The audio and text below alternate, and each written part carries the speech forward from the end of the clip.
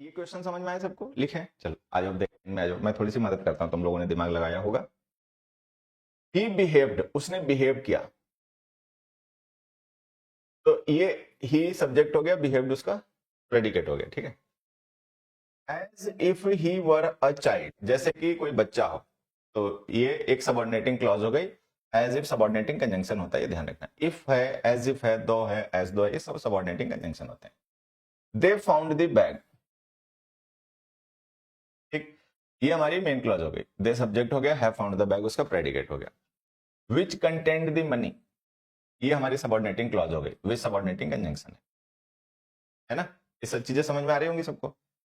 The day when he return home, अब इसमें देखना क्या है, द डे जो है ये सब्जेक्ट है, वॉज वेरी इंपॉर्टेंट ये प्रेडिकेट है, ठीक है। The day when he return home ये मेन क्लॉज है, यहां भी लिख ही देते हैं, है ना।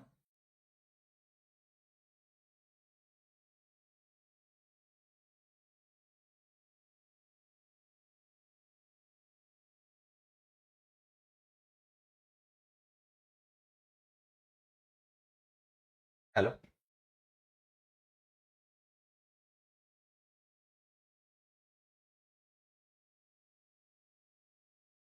ये सबऑर्डिनेटिंग क्लॉज है, ये सबऑर्डिनेटिंग क्लॉज है,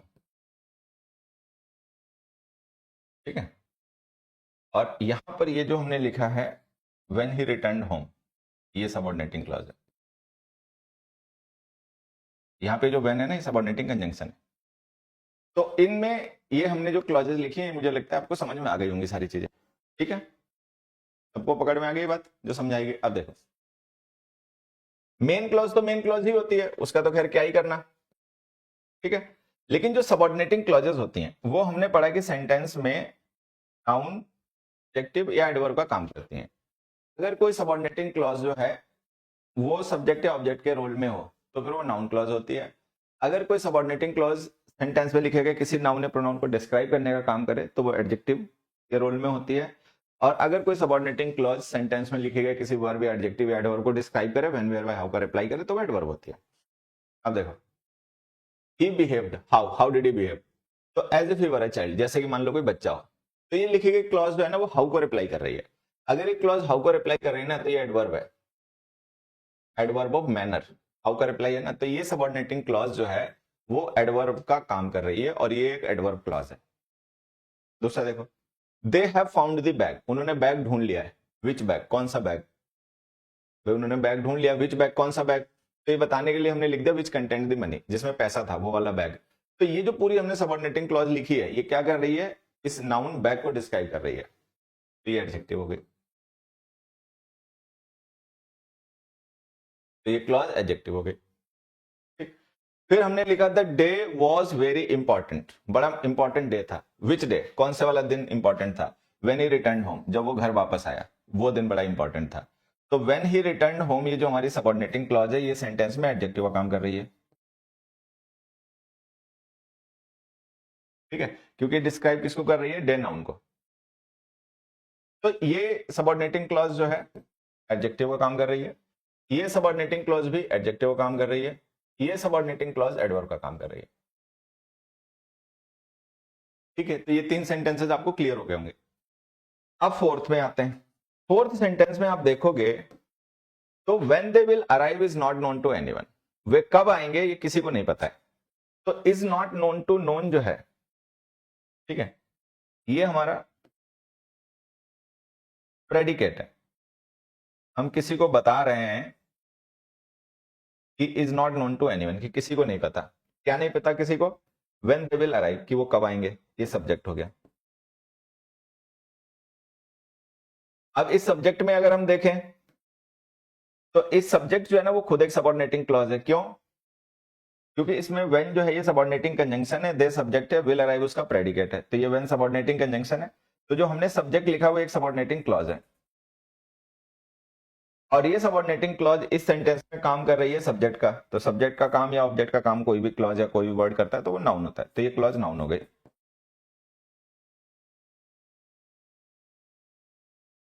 अब बच्चे का पूछना यह है सर फोर्थ में विल होगा? हाँ विल होगा, बिल्कुल होगा बच्चे। अब बच्चे का पूछना यहां पर यह है कि इसकी मेन क्लॉज कहां है। जैसे जैसे बाकी सेंटेंसेस में अगर हम देखें तो the day was very important, ठीक है, ये हमारी मेन क्लॉज है। They have found the bag, ये मेन क्लॉज है। ही बिहेव्ड, ये मेन क्लॉज है। तो बच्चा सोचता है इसमें मेन क्लॉज कहां है, ये तो केवल प्रेडिकेट बचा। ठीक, तो मैं आपको बता दूं कि जब आप किसी क्लॉज को ऑब्जेक्ट या सब्जेक्ट बना के सेंटेंस में लिख देते हो, ठीक है, तो मेन क्लॉज जैसा कोई चीज रहती नहीं। पूरा स्टेटमेंट एक सिंगल क्लॉज होती है, उसके अंदर जो सबऑर्डिनेटिंग क्लॉज होती है वो सब्जेक्ट या ऑब्जेक्ट के रोल में आती है। तो आप उसको ना ढूंढा मत करो कि मेन क्लॉज कहां है। इस तरीके के जो सेंटेंसेस होते हैं इनको अगर थोड़ा सा रिस्ट्रक्चर कर दिया जाए तो वहां पे मेन क्लॉज को पहचानना आपके लिए आसान हो जाता है। ठीक है, जैसे मैं आपको बताऊं कि अगर हम इस सेंटेंस को, अब तो यहाँ पे जगह नहीं बची है, मैं अगले पेज पे लिख देता हूं। अगर हम इस सेंटेंस को, जो 4 नंबर हमारा सेंटेंस था, जो सेंटेंस ये था, व्हेन दे विल अराइव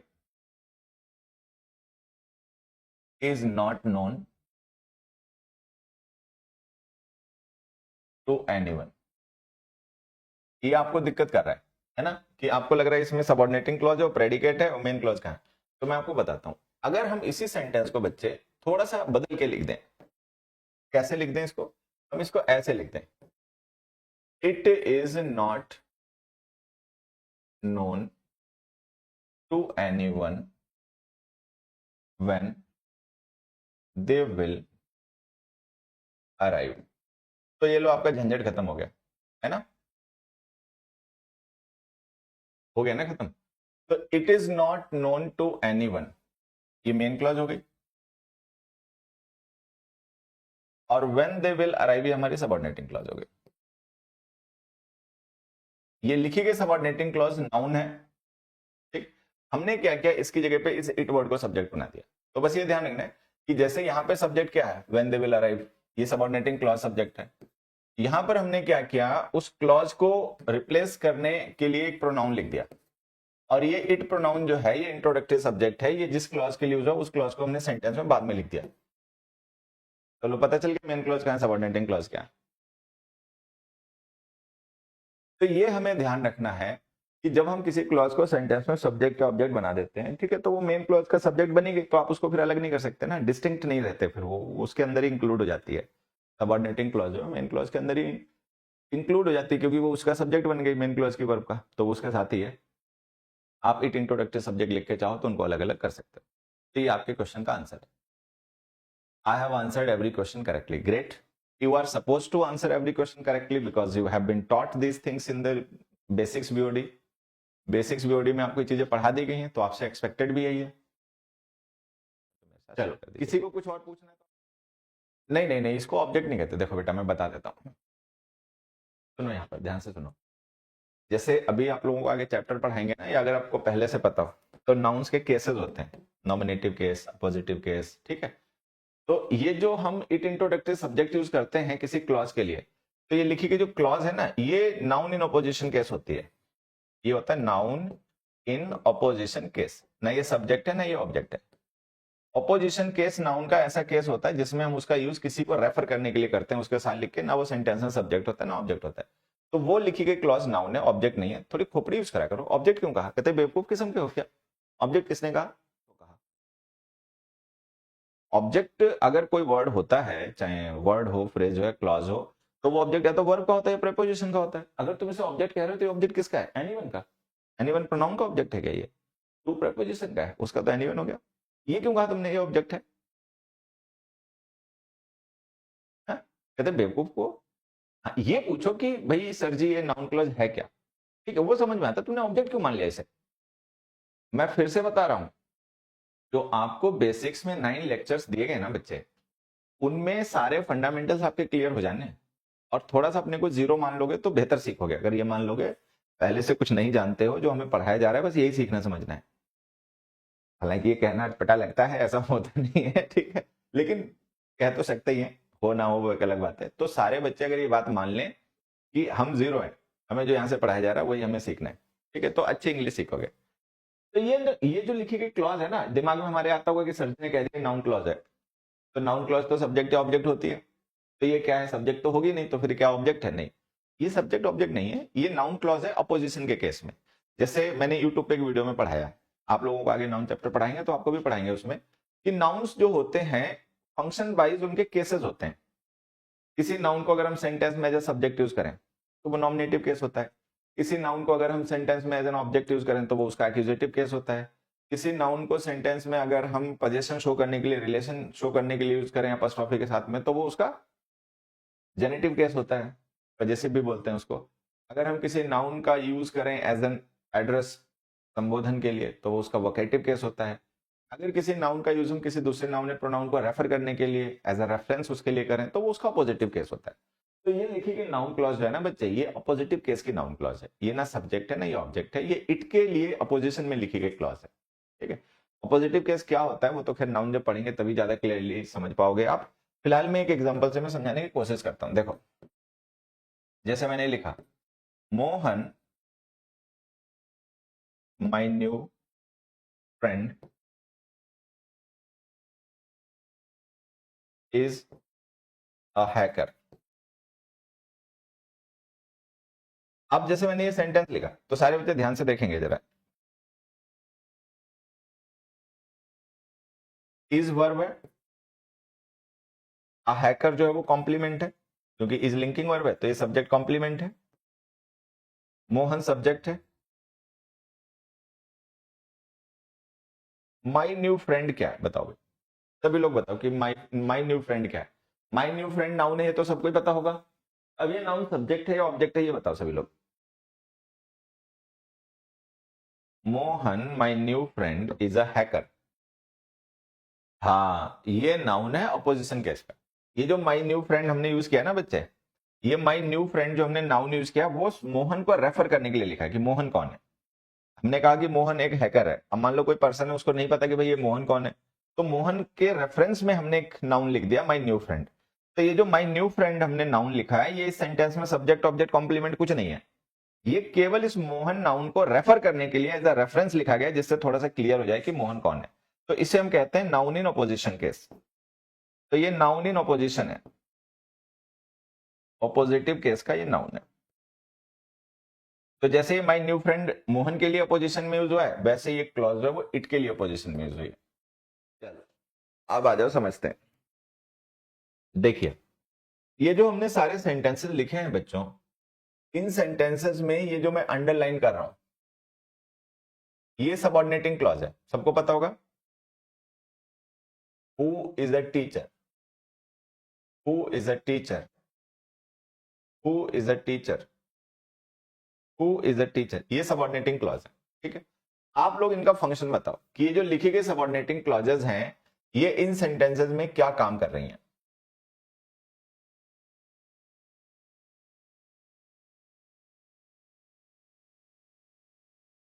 ये जो सबऑर्डिनेटिंग क्लॉजेस हैं WH फैमिली वर्ड्स को जब हम एज कंजंक्शन यूज करते हैं ना तो वो सबऑर्डिनेटिंग कंजंक्शन होते हैं, उनके साथ लिखे गए क्लॉजेस सबऑर्डिनेटिंग होते हैं। आप लोग बस ये बताओ कि ये जो सबऑर्डिनेटिंग क्लॉजेस हैं इनका इस सेंटेंस में फंक्शन क्या है, नाउन है, एडजेक्टिव है, एडवर्ब है। जैसा कि हमें पता है कि सबऑर्डिनेटिंग क्लॉजेस जो होते हैं वो नाउन, एडजेक्टिव, एडवर्ब का काम करती हैं। तो आप ये बताइए कि ये जो सबऑर्डिनेटिंग क्लॉजेस हैं इन सेंटेंसेस में वो नाउन, एडजेक्टिव, एडवर्ब में से किसका काम कर रही हैं सभी लोग।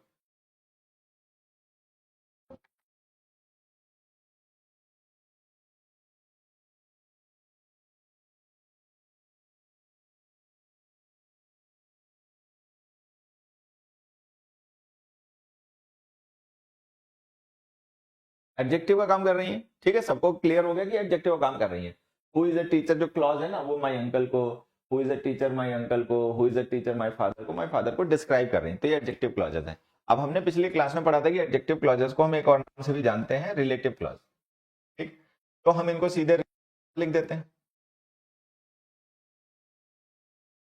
तो ये एक रिलेटिव क्लॉज है, ध्यान देंगे सभी लोग। रिलेटिव क्लॉजेस जो होती हैं वो एडजेक्टिव क्लॉजेस होती हैं, एडजेक्टिव क्लॉजेस का ही एक नाम रिलेटिव क्लॉज होता है।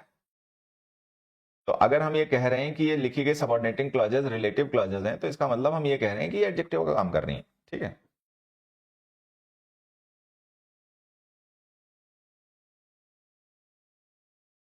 क्लॉजेस क्यों लिख दिया? चलो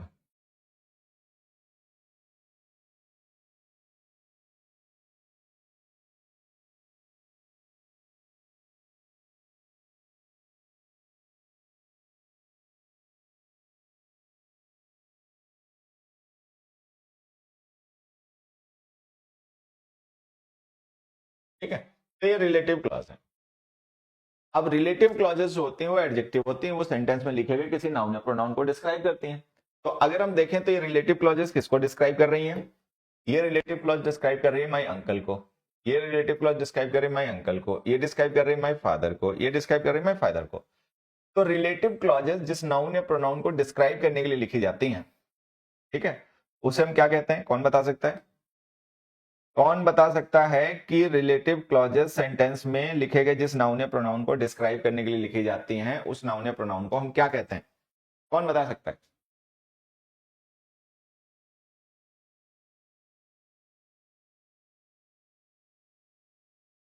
ये जो हमारी रिलेटिव क्लॉजेस होती हैं, ये दो तरीके की होती हैं। एक होती है डिफाइनिंग रिलेटिव क्लॉजेस, एक होती है defining relative clauses,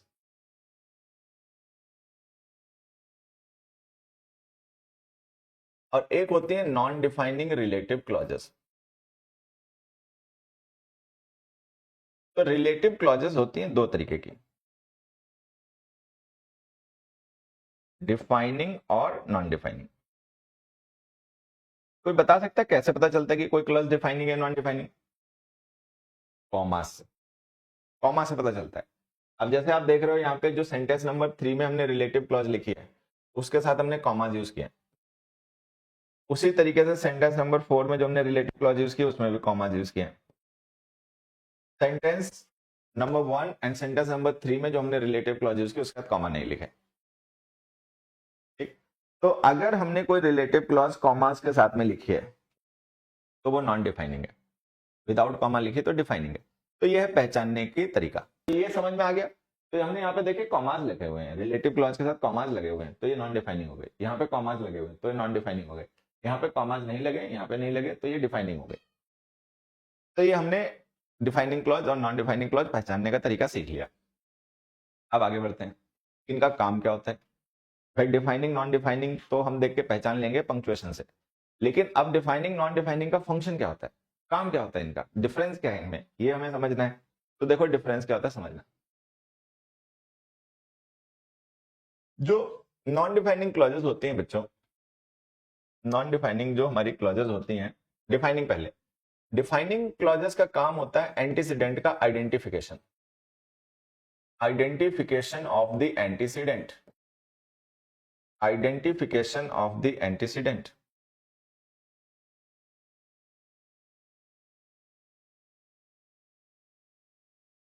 identification of the antecedent, ठीक है। नॉन डिफाइनिंग क्लॉज का काम होता है एलेबोरेशन ऑफ द एंटीसीडेंट।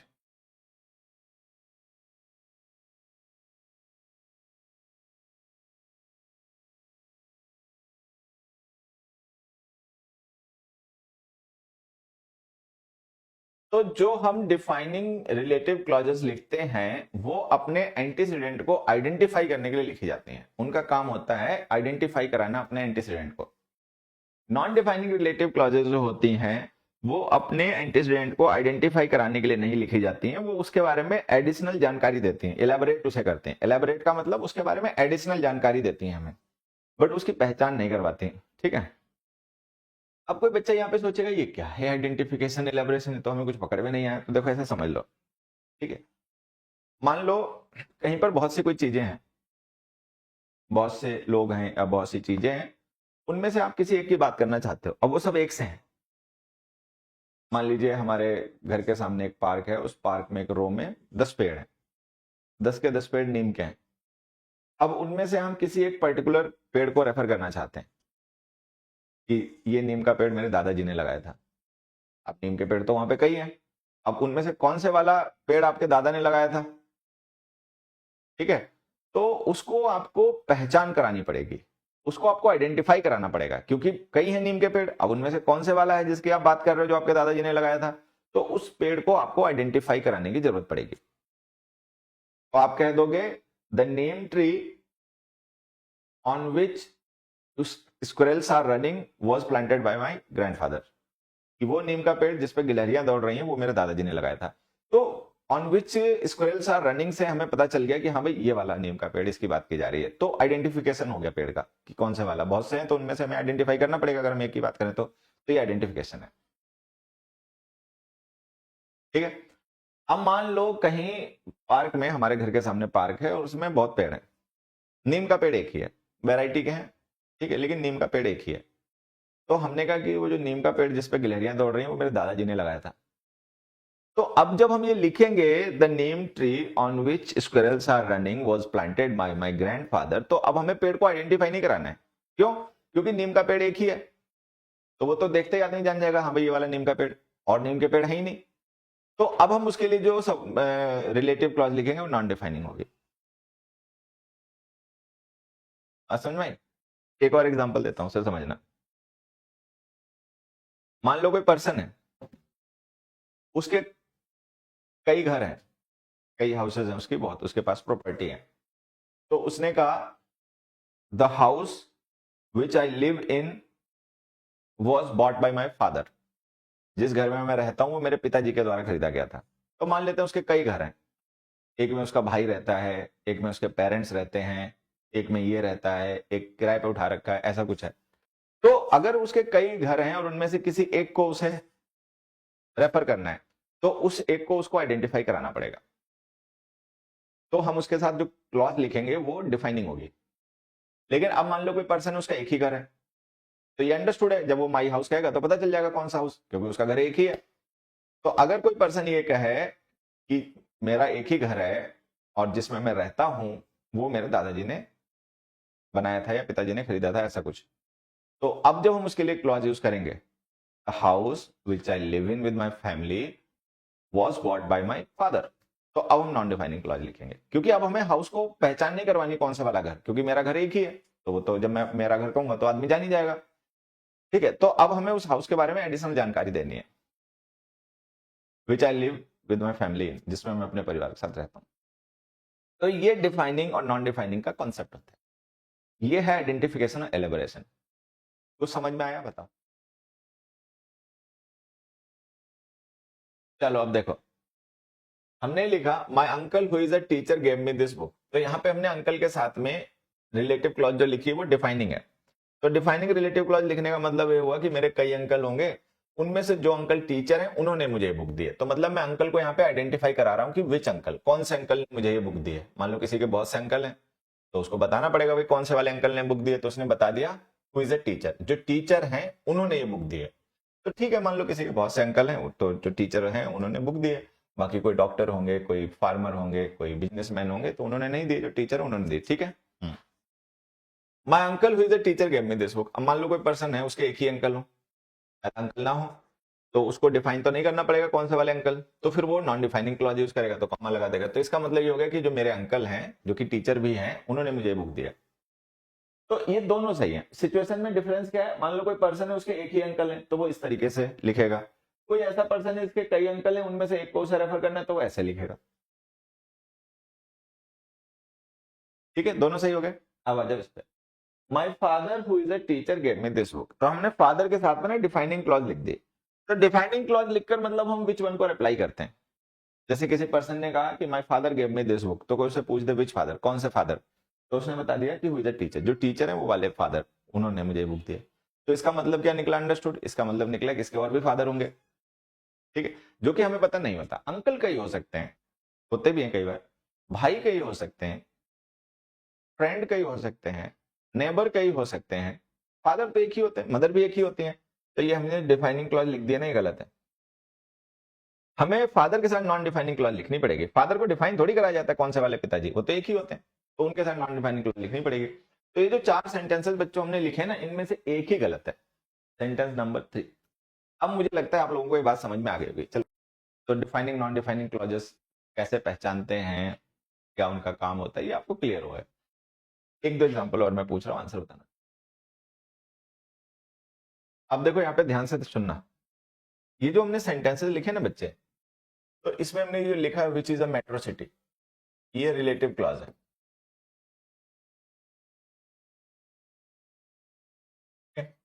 और इसका एंटीसीडेंट है दिल्ली।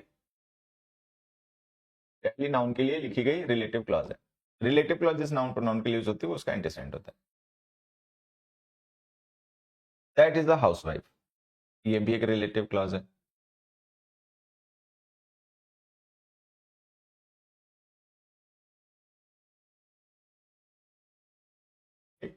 और माई मदर इसका एंटीसीडेंट है।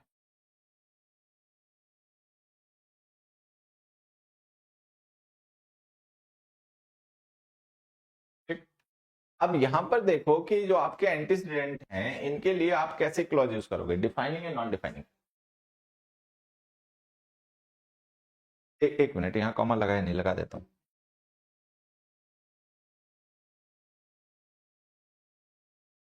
तो ये दोनों सेंटेंसेस आप देखो और बताओ ये सही है गलत। एंटीसीडेंट आपने पहचान लिए, उनकी रिलेटिव क्लॉज पहचान ली, बस ये भी देखो। अभी क्या है कि हमें पता है कि अगर बहुत सी दिल्ली हो और हमें बताना हो कि वो दिल्ली जो मेट्रो सिटी है वो बहुत पॉल्यूटेड है, ठीक है, तो डिफाइनिंग क्लॉज लिखनी पड़ेगी। लेकिन हमें पता है दिल्ली तो एक ही शहर है, बहुत से तो दिल्ली शहर है नहीं, तो हमें यहाँ पे क्लॉज लिखनी चाहिए नॉन डिफाइनिंग, डिफाइनिंग नहीं लिखनी चाहिए। हमें कैसी क्लॉज लिखनी चाहिए, नॉन डिफाइनिंग। तो ये क्लॉज होनी चाहिए कैसी, नॉन डिफाइनिंग। ठीक है, उसी तरीके से जैसे फादर एक होते हैं, ठीक है, मदर भी एक ही होती है, तो ये क्लॉज भी होनी चाहिए नॉन डिफाइनिंग।